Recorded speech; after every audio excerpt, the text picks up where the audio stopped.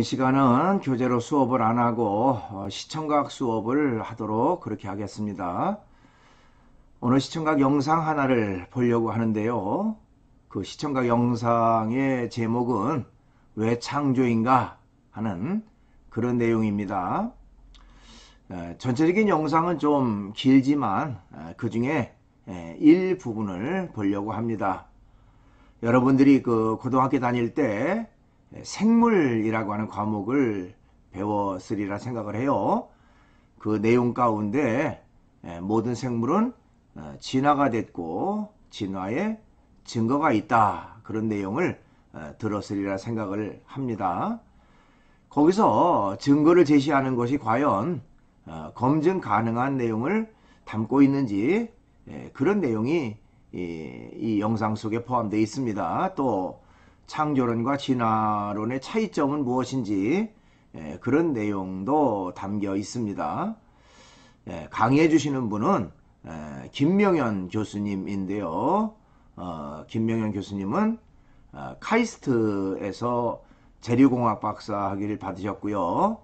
한동대학교 교수를 역임하셨습니다. 여러분들이 강의 영상을 통해서 새로운 것들을 알게 되고요. 또 창조론과 진화론에 대한 차이점들을 새롭게 알 수 있는 그런 기회가 되리라 생각을 합니다. 그러면 이어서 영상을 보도록 하겠습니다. 오늘 첫 번째, 왜 창조인가 하는 첫 번째 이야기를 이제 소개해 드릴 겁니다. 잠시 기지개를 살짝 켜시겠습니다. 살짝, 예.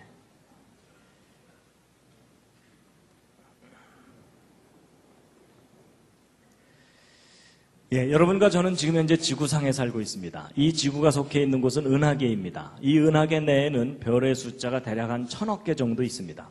심심하신 분들은 한번 세어보시기 바랍니다.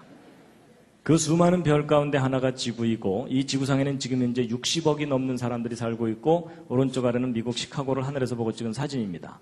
여기도 많은 사람들이 모여 살고 있는데, 이 도시의 어느 공원의 잔디밭에서 돗자리 깔고 낮잠 자고 있는 사람입니다. 드디어 사람을 발견했습니다. 사람의 몸에는 수많은 세포가 있습니다. 여러분 몸에 있는 세포의 숫자는 대략 한 60조 개 정도 됩니다. 그 수많은 세포 중에 여러분의 생명을 유지시켜주는 중요한 세포가 이 적혈구 세포입니다. 여러분, 이 적혈구 세포 하나의 크기가 얼마나냐면 이 직경이 여러분 머리카락을 하나 딱 떼어냈을 때 머리카락 굵기의 10분의 1 정도 됩니다.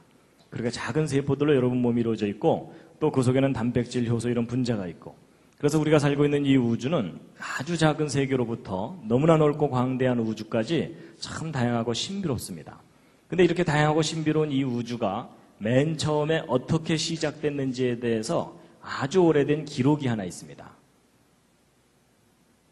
지금부터 한 3400년 전쯤 기록된 것인데, 그걸 한번 보여드리면 이겁니다.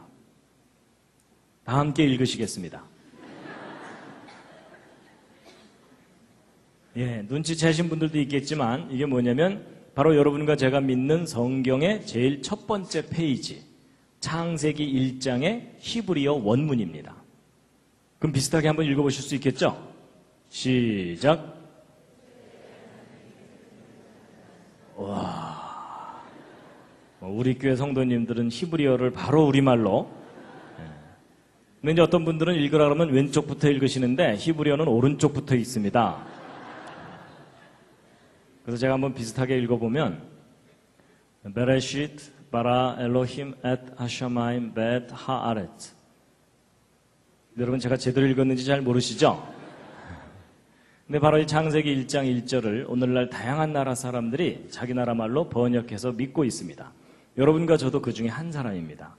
근데 여러분, 하나님이 계시다는 것과 이 세상이 창조되었다는 것을 오늘날 믿는 사람들이 더 많습니까? 안 믿는 사람들이 더 많습니까?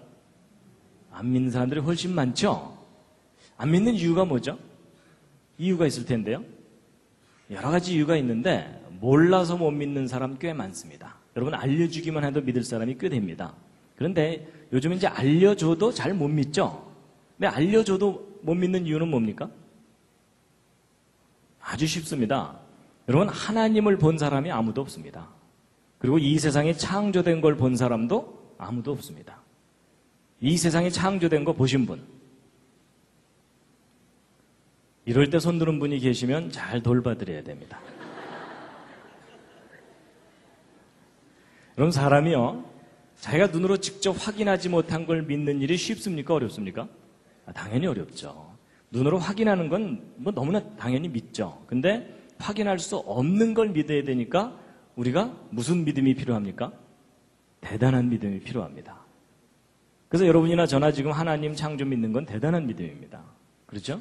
그런데 이제 눈으로 확인할 수 없으니까 못 믿겠다 이렇게 말할 수도 있지만 오늘날 많은 사람들이 하나님과 창조를 믿지 못하도록 만드는 큰 장애물이 하나 있습니다. 아마 다음 그림을 보면 그게 뭔지 아실 겁니다. 여러분 어디선가 본 듯하지 않으십니까? 갑자기 가슴이 답답해오고 머리가 아파오는 분들이 계실 겁니다. 학교 교과서입니다. 여러분 교육과정을 통해서 창조 배웁니까? 진화 배웁니까? 예, 진화만 배웁니다. 그래서 생물은 진화됐고 진화의 증거가 있다. 뭐 이렇게 배우는 겁니다. 여러분 고등학교 때까지 교과서가 틀릴 거라고 생각하는 학생 있습니까? 없습니까? 거의 없습니다. 그렇죠? 외우기도 바쁜데 틀린 줄을 어떻게 알겠습니까?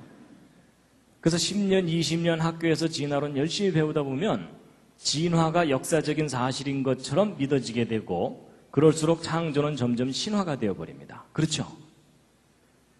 여러분 고등학교 교육만 제대로만 받으면요 대부분의 사람들은 무신론자가 되게 돼 있습니다. 맞죠? 여러분 제가 좀 심한 표현인지 모르지만요 지금 세상이 어떤가 하면 학교에서는 교과서를 통해서 진화론만 가르치면서 무신론자들을 트랙터로 추수를 하고 있습니다. 그런데 지금 교회가 그 뒤따라가면서 이삭줍기 하고 있는 겁니다. 여러분 이건 분명히 잘못된 세상입니다. 여러분 성경에 기록된 창조가 진리라면 그것이 교회에서만 가르쳐지고 외쳐져서는 안 됩니다. 여러분 학교가 진리를 가르치는 곳이라고 하잖아요. 그렇죠? 그럼 창조가 진리라면 교회에서만이 아니고 학교 교육 과정 속에서도 창조를 가르쳐야 정상입니다. 동의하십니까? 여러분 교과서가 바뀌지 않는 한 교회는 계속 힘들게 이삭줍기만 해야 됩니다. 학교에서도 창조론 교육이 일어나는 세상에 와야 되는 게 당연하다라고 여러분이 생각하셔야 됩니다. 근데 이제 문제는요, 진화의 증거가 있다. 이렇게 배우는 게 문제입니다. 여러분, 증거가 있다는데 안 믿을 사람이 어디 있어요? 그렇죠? 예. 여러분, 과학에서는 증거라는 것을 참 중요하게 여깁니다. 그래서 과학자들이 뭔가를 주장할 때는 증거 있느냐, 이걸 확인하죠? 근데 여러분, 과학에서만 증거가 중요한 게 아니고 여러분의 믿음도 증거가 중요합니다. 여러분이 뭔가를 믿을 때 자기가 믿어야 될 증거가 분명하면 그 사람은 확신을 갖죠? 근데 증거도 없이 믿으려면 무슨 믿음이 필요하다고요? 대단한 믿음이 필요합니다. 그렇죠? 근데 이제 보세요. 이제 학교에서 진화의 증거가 있다고 가르치는데 정말 증거가 있는 것인지 이 시간 좀 확인을 시켜드리려고 합니다. 자, 먼저 진화론부터 한번 보시면요. 여러분, 진화론을 한눈에 볼 수 있도록 정리한 그림입니다. 여러분, 진화론에서는 고생대, 중생대, 신생대 이런 시대가 있었다고 배우죠? 기억났으니까 또 퀴즈를 하나 드리겠습니다. 여러분, 아까 얘기했던 공룡 있죠? 공룡은 진화론에 의하면 고생대, 중생대, 신생대 중에 어느 시대에 살았던 동물이라고 배웁니까? 중생대요. 그렇죠? 어떻게 하셨습니까? 네, 여기 다 그려져 있습니다. 예, 잘 보시면 다 대답하실 수 있습니다. 그래서 공룡은 중생대, 인간은 신생대. 거의 뭐 공식처럼 저렇게 배웁니다. 그래서 이런 진화론 배울 때 많이 보는 그림이 바로 이런 그림입니다. 그렇죠? 예, 하나님께서 따로따로 만드신 게 아니라 이런 아메바와 같은 간단한 생명체가 수억 년 세월 동안 자꾸자꾸 변해가지고 이 모든 것들이 다 저절로 생겨난 거다. 하나님이 어디 있냐? 이게 진화론입니다. 기억나시죠? 근데 여러분, 제가 이제 지금부터 설명하는 게 말이 되는지 안 되는지 한번 잘 들어보세요. 여러분, 정말 역사 속에서 진화가 일어난 게 사실이라면 이런 원숭이나 말이나 개구리가 처음부터 이런 모습이 아니었어야 합니다. 맞죠? 뭔가 다른 동물이 변해서 된 거라는 거잖아요? 그럼 우리가 이제 막연하게 생각하면 안 풀리고요. 구체적으로 생각해야 됩니다. 예를 들면, 여러분 이게 뭡니까? 박쥐. 여기 다 써 있습니다. 예, 박쥐입니다. 여러분 이 박쥐의 경우도 마찬가지입니다. 이 박쥐도 진화로 생겨난 동물이라면 그 조상이 처음부터 박쥐가 아니었어야 합니다. 당연하죠? 예. 그럼 여러분 이 박쥐가 진화로 생긴 동물이라면 제일 가까운 조상이 어떤 동물이겠습니까? 쥐요. 그렇죠? 예, 보통은 쥐라고 많이 대답을 하십니다. 근데 가끔가다 어떤 분들이 뭐 이러는 경우가 있습니다. 혹시 그런 분이 옆에 앉아 계시거든 잘 돌봐드리시기 바랍니다. 근데 여러분 이 박쥐의 조상이 박이냐 쥐냐 이건 별로 중요한 게 아닙니다. 박이 변해서 박쥐가 됐건 쥐가 변해서 박쥐가 됐건 정말 우리가 확인해야 되는 것은 변해왔다는 증거, 그걸 확인해야 됩니다. 맞죠? 근데 여러분 지금 현재 학교에서 가르치는 진화론에서는 이 척추동물, 등뼈를 가진 동물들의 진화 순서를 대략 이와 같이 추정하고 있습니다. 그래서 옛날 고생대 시절에는 물고기들이 주로 살고 있었고 얘네들이 이제 물에서만 살기가 답답하니까 육지로 외출을 다니다 보니까 개구리 같은 양서류가 생겨났고 그러다가 얘네들이 아예 육지에서만 살 수 있도록 적응해갖고 도마뱀 같은 파충류가 그 다음에 생겨났다는 겁니다. 그러다가 이제 이 도마뱀 종류가 양쪽으로 진화를 했는데 이 도마뱀이 절벽에서 자꾸 뛰면서 팔을 흔들었더니 새가 됐다라는 전설이 있습니다. 그리고 이 도마뱀이 새끼를 젖을 먹어서 키우려고 애쓰다 보니까 쥐와 같은 젖먹이 동물이 됐을 거다. 뭐 이런 건데 여러분 제가 약간 우습게 표현하기는 했지만 현재 대략 이와 같은 계통으로 진화되어 온 거다라고 아직도 학교에서 그렇게 가르치고 있거든요. 근데 여러분 이 박쥐는요 날개도 가지고 있으면서 새끼를 젖을 먹어서 키우니까 얘는 좀 설명이 좀 복잡해요. 일단 도마뱀이 새 쪽으로 변했다가 얘가 새끼를 젖을 먹어서 키우려고 애쓰든지 아니면 일단 쥐 쪽으로 변했다가 얘가 절벽에서 자꾸 뛰든지 해야 됩니다. 근데 아무래도 쥐 쪽에서 변해서 갔을 가능성이 높다 이렇게 보고 있거든요. 그럼 도대체 쥐가 점점 진화돼서 박쥐까지 변해가려면 구체적으로 어떤 과정을 겪었어야 하는지를 그림으로 그려봤는데 다음 그림이 마음에 드실지 모르겠습니다. 어느 날 쥐가 겨드랑이가 간질간질하면서 뭐가 너덜너덜하면서 점점 커지더니 박쥐가 된다. 뭐 이런 거 한번 생각해 보자고요. 여러분 이 쥐에서 박쥐로 진화해 가려면 이 중간 단계라는 것을 거쳐야 합니까? 안 거쳐도 됩니까? 이건 너무나 당연한 상식이죠. 거쳐야 되죠. 그렇죠? 여러분 이 중간 단계 거치지 않고 곧바로 쥐가 박쥐로 변했다. 이렇게 주장하려면 뭐가 필요합니까? 뭐 증거도 필요하지만 믿음이 필요합니다. 그렇죠? 그리고 여러분 보통 진화하는데 아주 오랜 세월 걸려서 조금씩 적응하다 보면 진화해 간다. 이렇게 얘기하죠? 그럼 여러분 한번 상식 수준에서 대답해 보세요. 여러분 이 쥐에서 박쥐로 변해갈 때까지 겪어야 되는 중간 단계가 실제로 몇 단계를 겪어야 합니까? 진화가 옳다면? 몇 단계 거쳐야 되죠? 그럼 가끔 어떤 분들이 3단계요. 뭐 이러는 경우가 있습니다. 아닌 거 아시죠? 그럼 또 그분 당황해갖고 5단계인가 뭐 이러는 경우가 또 있어요. 그것도 아닌 거 아시죠? 정답이 몇 단계입니까? 예, 무수히 많은 중간 단계를 겪어야 한다. 이게 정답입니다. 그렇죠? 여러분 이 중간 단계가 적다고 우기면 우길수록 더 큰 믿음이 필요한 거 아시죠? 여러분 이 중간 단계가 많을수록 현실이고 적을수록 신앙입니다. 동의하시죠? 예. 그리고 여러분 그때 당시에 이렇게 어정쩡하게 생긴 거가 지구상에 몇 마리나 살고 있었어야 하겠습니까? 서너 마리요? 아닌 거 아시죠? 셀 수 없이 우글우글 전 세계 곳곳 살고 있었어야 되죠? 근데 여러분 예전에 학교에서 진화론 배우실 때 저렇게까지 구체적으로 생각해 보신 적 있으십니까? 없으십니까? 거의 없으시죠? 너무나 당연한 건데 왜 저런 걸 생각을 못 하셨을까요? 왜냐하면 진도 나가야 되니까.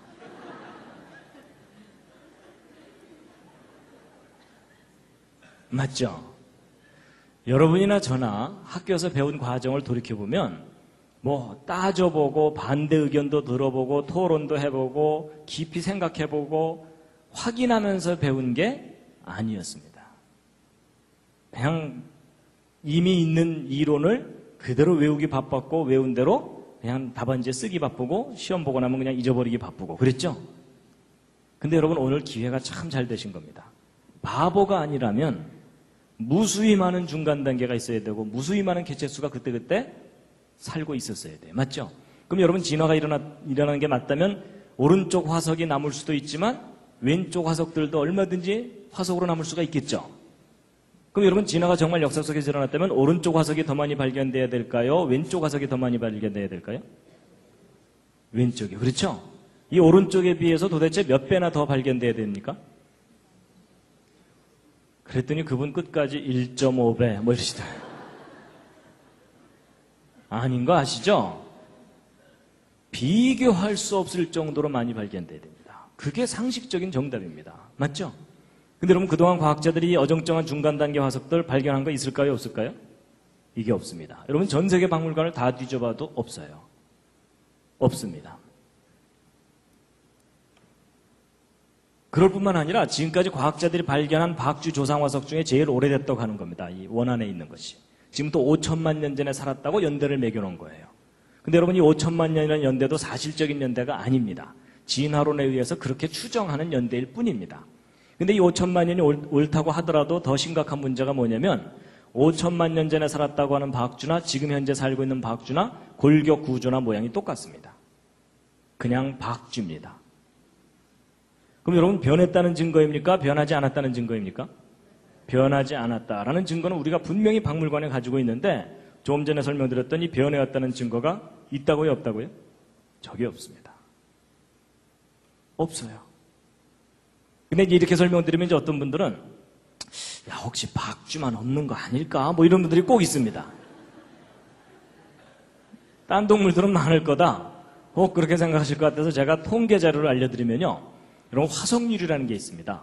화석률이 뭐냐면 화석의 비율 이런 뜻인데 현재 살고 있는 생명체 종류가 몇 %나 화석으로 발견됐는가를 통계를 내놓은 건데 80% 이상의 종류를 발견했어요. 대다수를 발견했다는 뜻입니다. 비율적으로.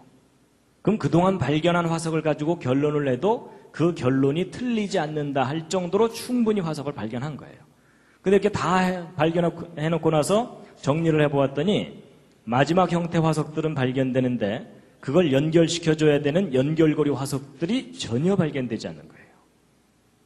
여러분 진화가 일어났다면 마지막 형태가 더 많아야 됩니까? 이 연결고리들이 더 많아야 됩니까? 연결고리들이 비교할 수 없이 많이 남아 있어야 되죠. 맞죠? 근데 저게 없어요. 제 말이 안 믿어지시는 분들은 오늘부터 땅 파보시기 바랍니다. 전 세계를 다 파도 안 나옵니다. 그럼 여러분 있었는데 없어진 걸까요? 아니면 원래 없던 걸까요? 예, 그 정도는 이제 아시죠? 원래 없었던 겁니다. 그래서 여러분 혹시 어디 여행 다니시다가 이런 애를 보시거든 저한테도 꼭 좀 알려주시면 감사하겠습니다.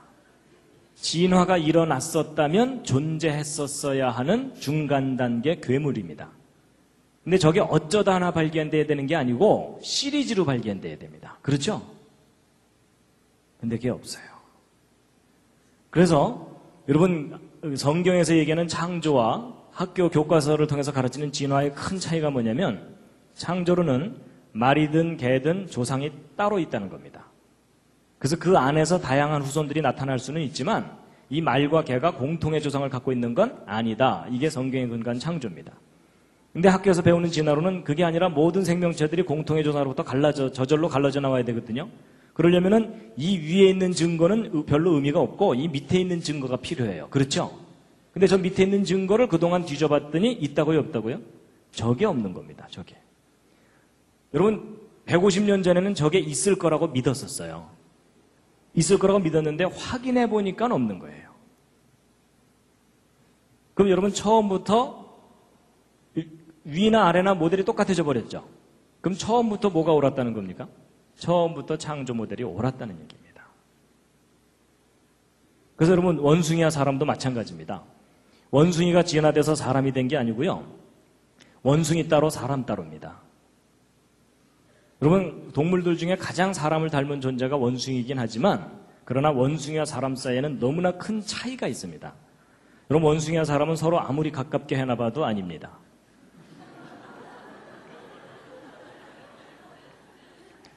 여러분 저 앞에 있는 사진들을 보면서 옆에 있는 분을 쳐다보는 건 실례입니다. 시선 관리를 좀 잘 해주시기 바랍니다. 여러분, 원숭이와 사람들 사이에 큰 차이가 참 많은데 그 중에 뭐 간단한 거, 여러분 왼쪽에 있는 얘 아무리 가르쳐도 고등학교 못 보냅니다. 근데 오른쪽에 있는 이분, 비록 이렇게 내추럴하게 살고 계시지만 저분 어려서부터 차근차근 교육 잘 받았다면 대학 갈 수 있을까요, 없을까요? 예, 있는 정도가 아니라 대학 총장까지 삼을 수도 있습니다. 동의하시죠? 근데 얘는 안 돼요. 여러분, 이것은 뭐냐면 하나님께서 처음부터 구별해서 따로 만드셨다는 겁니다. 근데 참 중요한 게 뭐냐면요. 여러분, 우리 학생들이 학교에서 진화론을 배우죠? 그러면 사람이 누구를 닮았던 존재라고 배우는 겁니까? 학교 진화론을 배우면 원숭이를 닮았던 존재였는데 많이 우아해진 거다, 이렇게 배웁니다. 그렇죠? 근데 여러분, 성경의 창조가 옳다면 인간이 원래 누구를 닮았었던 존재라는 겁니까? 창조자, 신을 닮았었던 존재였는데 많이 망가진 겁니다. 그렇죠? 그러니까 여러분 옆에 앉은 분이 둘 중에 하나입니다. 원숭이가 상당히 우아해진 거거나 아니면 창조자 신을 닮았던 존재였는데 많이 망가진 거거나. 그렇죠? 자, 여러분 드디어 옆에 있는 분에게 진실을 얘기해 줄 시간이 왔습니다. 둘 중에 하나입니다. 많이 우아해지셨군요. 많이 망가지셨군요. 자, 옆에 있는 분에게 저 실례지만 하면서 서로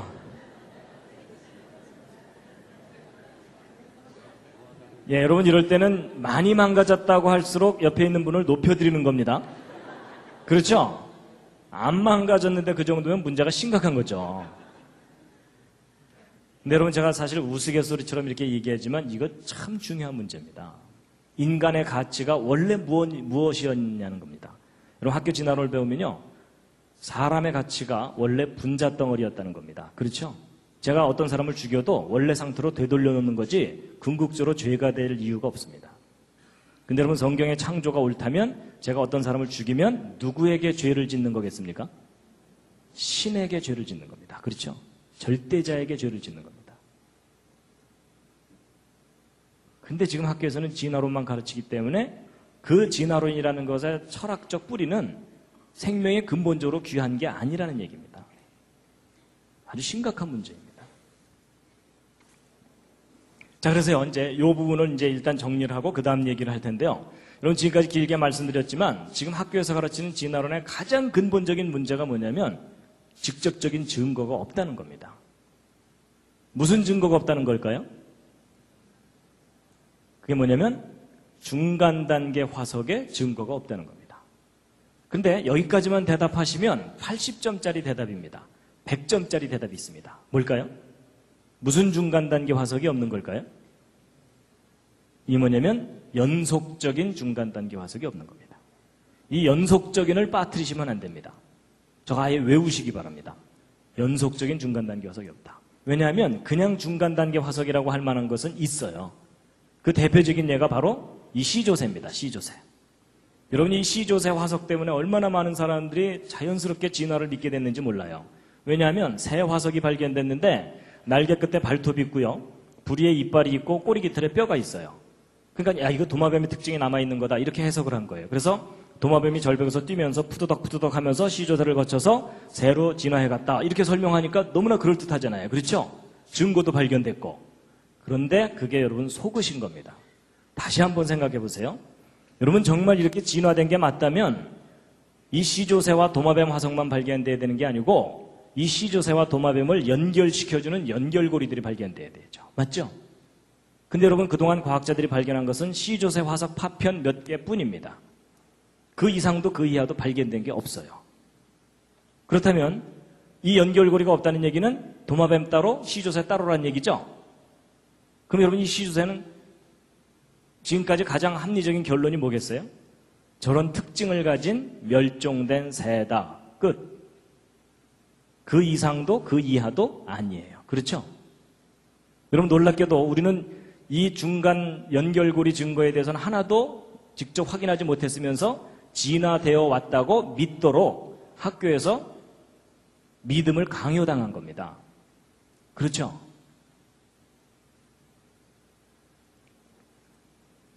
그래서 이제 그 진화론의 문제점은요, 단순히 중간 단계 화석에 증거가 없다가 아니고 무슨 중간 단계요? 예, 연속적인 중간 단계. 예, 저걸 빠뜨리시면 안 됩니다. 저거 빠뜨리는 바람에 이제 기독교 학생들이 학교에 가서 실패를 하는 경우가 있어요. 친구한테 자신있게, 야, 중간 단계 화석 없대. 뭐 이랬거든요.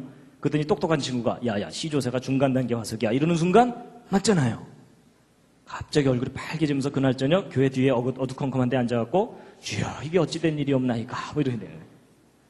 그러니까 여러분, 우리가 하나를 알아도 정확하게 알아야 됩니다. 그냥 중간 단계 화석이 없는 게 아니라, 무슨 중간 단계요? 연속적인 중간 단계 화석이 없다는 겁니다. 이해가 되시죠?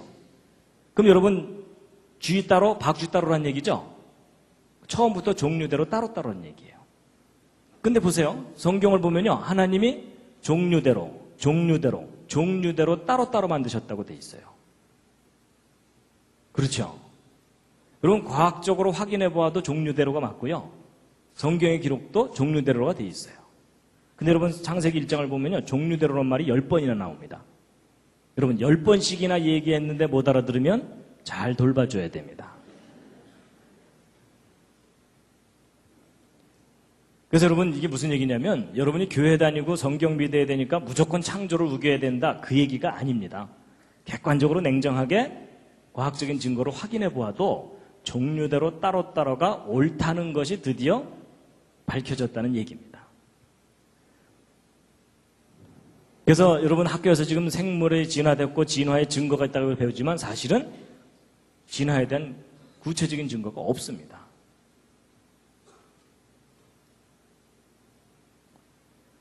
그래서 여러분 하나님께서 다 종류대로 따로따로 다 만드셨어요. 이 종류들을 연결시켜주는 것들이 없어요. 예, 이렇게 영상 수업을 마치고요. 이번 주 제 6주차 퀴즈는 왜 창조인가 영상을 보고 느낀 점을 적으세요 하는 것입니다. 여러분들이 사이버 캠퍼스 질의응답란에 느낀 점을 적으면 되겠습니다. 오늘도 강의 듣느라고 수고 많았습니다.